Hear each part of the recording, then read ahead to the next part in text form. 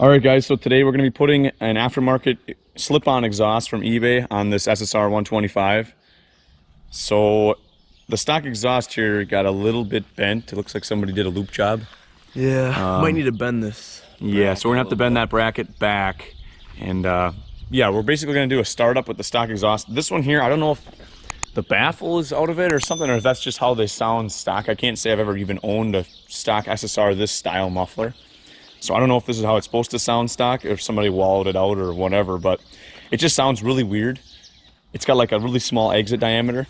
So it's snappy, but it just has a weird tone to it. So we're gonna start it up with this exhaust, and then we'll have a sound test, you know, idle, rev, and then we'll do the aftermarket idle and rev as well.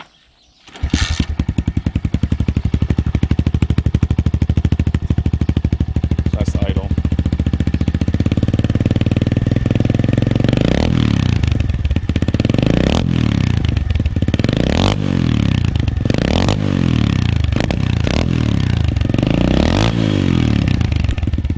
Not bad.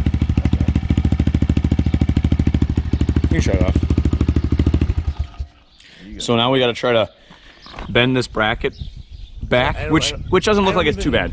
It won't be that. I don't know if you want to try to bend it back yet until we got access to a welder, because it might break right off. Well, we can weld it up. We got a welder. Yeah. Yeah. Not a big deal. All right. So we're gonna bend that bracket, put another exhaust. There's a spark arrestor screen that we're still debating if we should take it out or not. We'll see. We'll see if there's any difference in comparison. Yeah. So then we gotta stiffen. I want to stiffen up the rear shock Might a just bit. need a hole in the rear shock because it looks pretty blown out. Just because it's really shitty for wheelies, because it just suspension sag in the rear soaks up all your. Yeah, and then when you power. try to hit the gas, it'll soak it up so bad that it'll kick you back up so high. Right. So that's what we're gonna do. We're gonna get this thing straightened out, hopefully, and get that other exhaust on and see what she does. We're gonna. I'll tune the carb for that pipe. It has a little bit of a bog, so there's no point in me messing with the carb if I'm gonna change the exhaust. So we're gonna do that after we get the pipe. Alrighty, so we got the bracket bent back, which is pretty fragile. Took a channel box. Got the other one off. You gotta be careful if that was structurally intact. Oh, and of course the diameter doesn't fit. Actually? No. What? It's so close, we're gonna have to wallow this out. No. Yeah. Are you kidding me? No. You sure? No, it's not 28. Must be 32. Buddy. Might be a little warm. So we'll have to take the grinder. He's got that Dremel. We'll just Dremel it out a little bit. Alrighty guys, so I'm basically just gonna tap the exhaust a little bit further on. I had to wallow out the inner diameter. This is a 28mm exhaust. It was like 20 bucks on eBay. I'll leave a link to the description. Leave a link in the description to this exhaust, so in case you guys want to buy one. I'll leave one on Amazon too if I can find the similar one.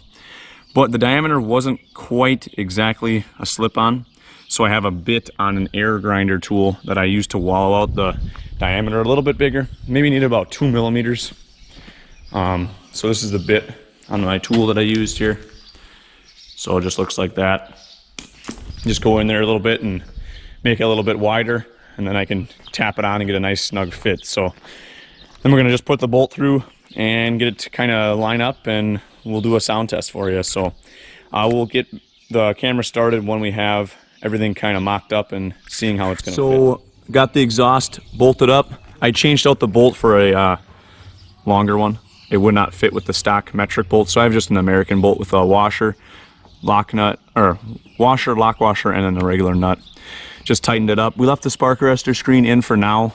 We'll see how it looks, or how it sounds and how it performs with it in. If need be, just take a little punch or something. Yeah, but we have it on probably a good ½ inch for sure. Yeah, I'd say it's if not back more. To like there or there.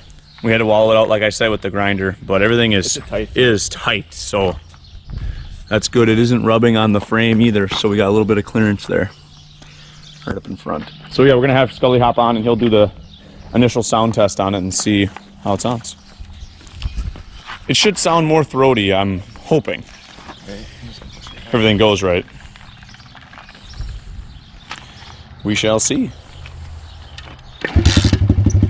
Oh yeah. Let's do a nice idle. Oh yeah. Much more, much more.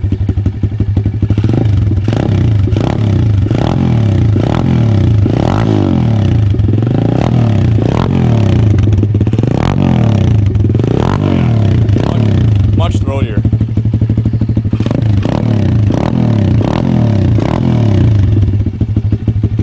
sounds much better. It sounds just like the 110, Vinny, pretty much. But the 110 is hard to distribute out. Right. So I think we'll just avoid major ring burnage. yeah. Sounds much better than that stock one. Let me do a little pull. So you guys can hear a comparison, you know, at least idling and revving.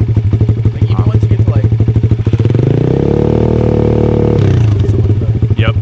So that's the $20 eBay exhaust. I'll leave a link in the description in case you guys want to get one for your 110, 125. The 140s take a 32 millimeter. You can make a 38 fit. It's just going to have some leakage. But yeah, so that's a nice quick little video how to put one of these on. Real simple. If you had a plastic piece on here, you'd have to take your plastic off. But you can see this one was looped, so we don't have one. I'm getting a full plastic set here. We're doing the red, white, and blue color scheme, so it should be nice. But yeah, other than that, sounds really good. This one has the upgraded carburetor on it as well, guys, so it could sound different if you have the stock. It depends kind of how your response is.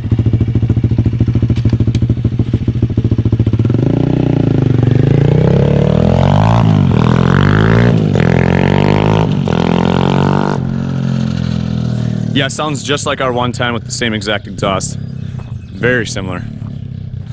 Almost identical. That was a nice little acceleration. Speed burst.